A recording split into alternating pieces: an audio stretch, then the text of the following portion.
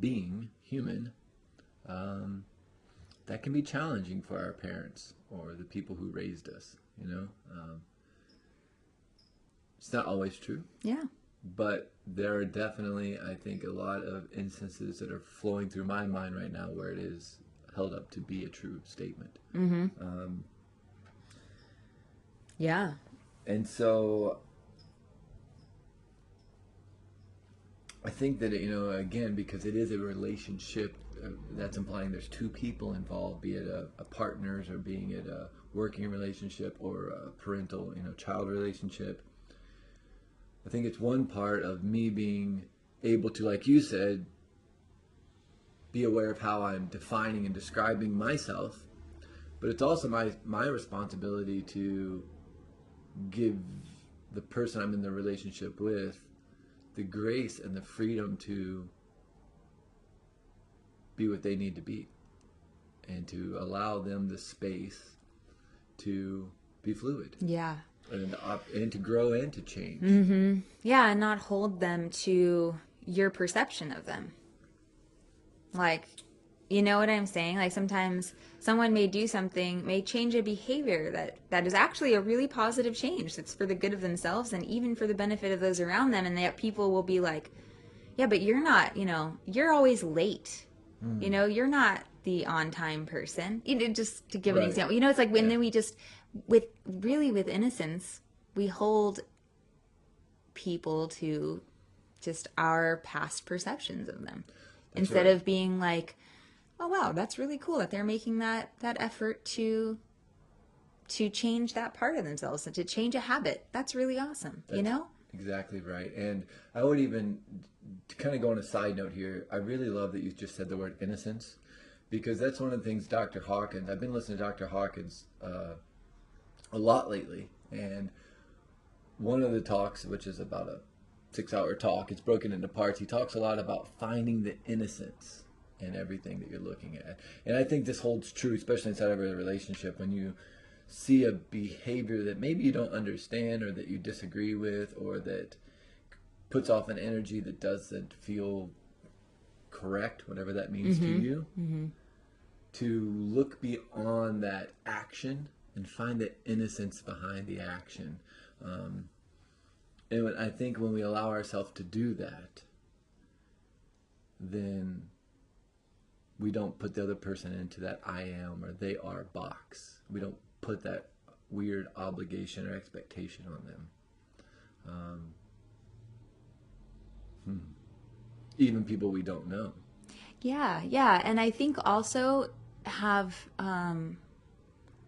have grace on yourself and others when they do kind of question that new behavior, or when they act surprised and have a response to it or a reaction, because I think that it's just part of our nature to figure things out and then to be like, okay, so this is how it works, you know? And then so when something changes, it's kind of surprising because, well, it's like, what I'm thinking about as an analogy is when I was in biology class, I did, like, for my final, I did, an experiment with my pet rat.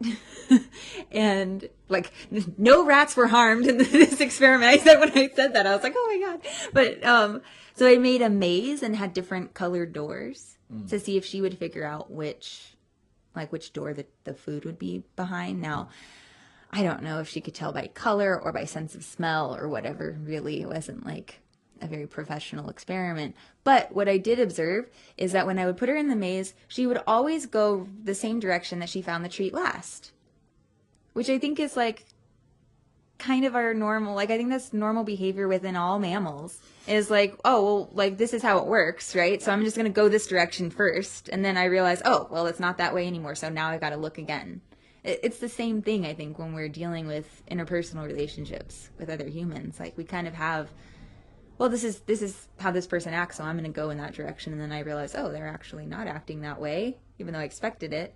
It's not necessarily because, you know, my reaction isn't because I'm an asshole and I don't want that person to change, or rather it's because that's just like maybe my natural expectation because that's how it's been, you know? So the rat didn't just sit there at the door and freak out and Oh yeah, no. you know, She didn't start crying, being Yeah, like, like- "But it was here before. I can't Right. handle the change." Yeah, why did you change? Right? Yeah, The rat- no. She's like, "Oh, well, I got another door." okay, right? She's like, okay, so something's different. I got to figure it out, right? Yeah, Like, yeah. yeah, that's interesting. And then she The began rat- to associate the color with the treat. I think, you Right, know, or yeah, it could have been something else, but Right. maybe she tapped into ESP instead. This could have happened. It's like, this is going to be Maybe- different every time. Let me Right. pause and think. Yeah, right. Let me look into my rat third eye. Yeah, it's not about you. Right. Right, no. The rat knows that.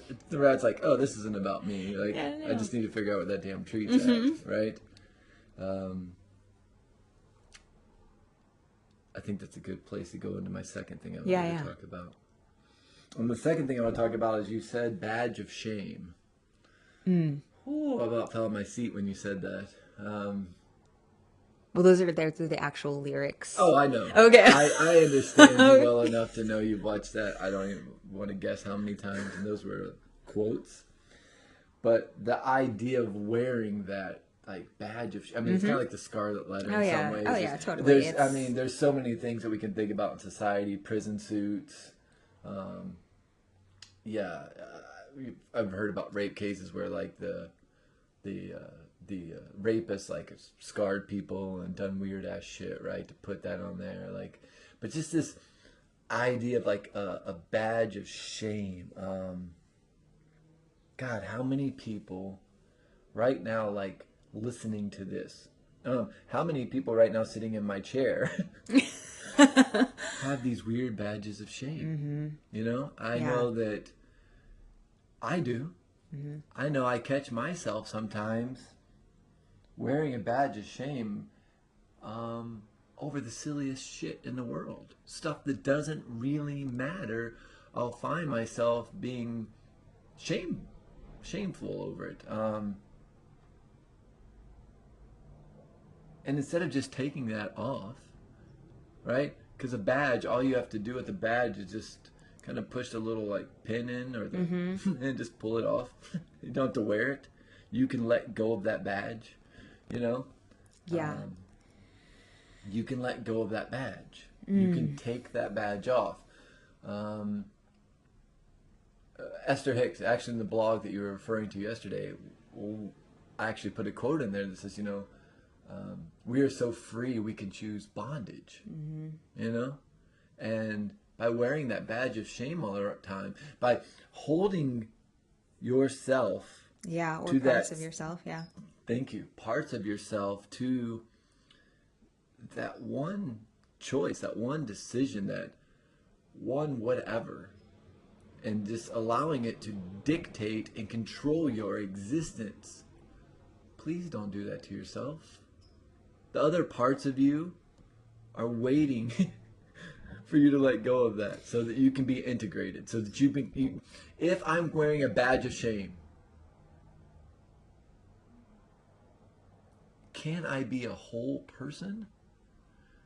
And if I'm not a whole person, then that means parts of me are stuck in the past. So how can I build a future for myself? How can I even think about, how can I even have a dream?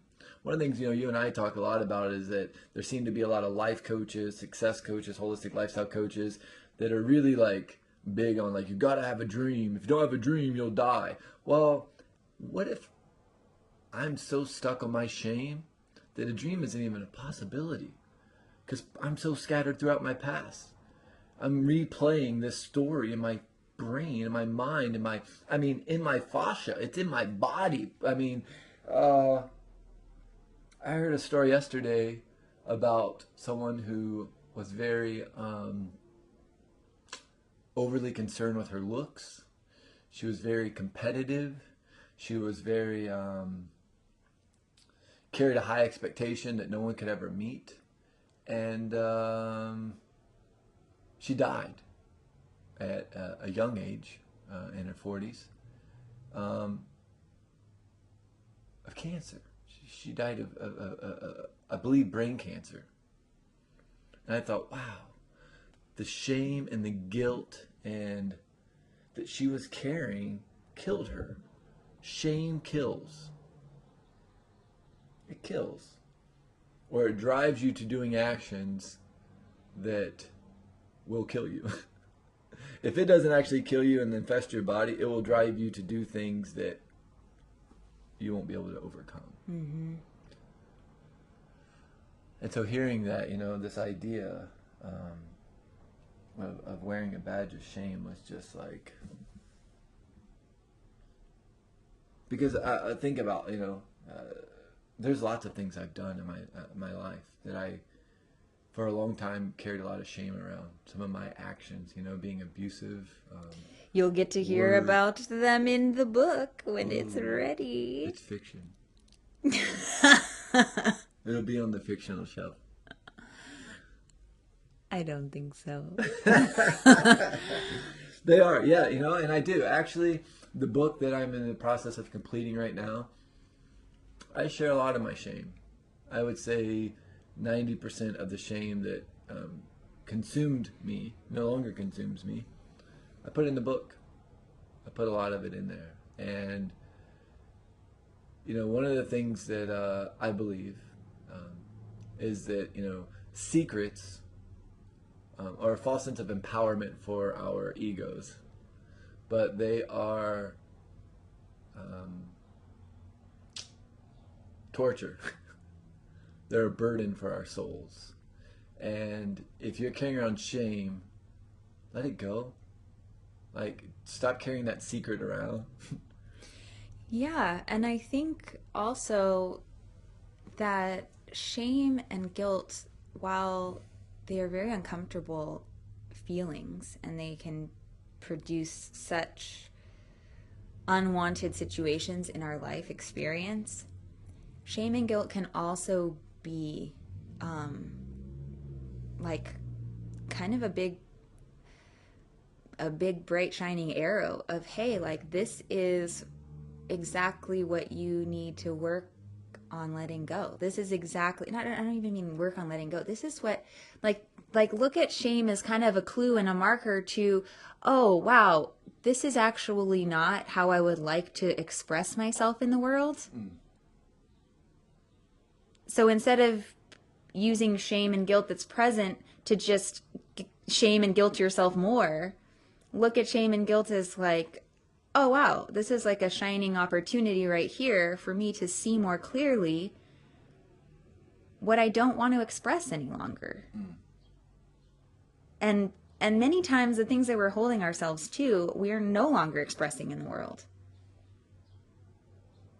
But like, let those things just be a reminder of, this is not the person that I am. This is not the person that I want to be. This is not in line with my most authentic self. My most authentic self is willing to always grow, always expand, always learn, always express the beauty that I've come to the world to express. So shame and guilt, if we look at those as kind of opportunities to realize that our authentic self is calling us to be something more, to be something different, to be something more integral, then I think guilt and shame can actually guide us, instead of continuing to eat away at our soul. Mm-hmm. So. Yeah, one last thing I'll say about this before we move on to our third point that I wanted to kind of jump into, and that is share your shame. Like really, really share it. Like, it's part of your story. Part of your journey is going through those experiences so share them. What I found out through sharing my shame, sharing a lot of those stories around the shame that I have, other people experienced the exact same thing. And when I shared with them what I had experienced, they went, oh, it's interesting you're sharing that with me, because I too have been carrying around a lot of shame in a very similar situation.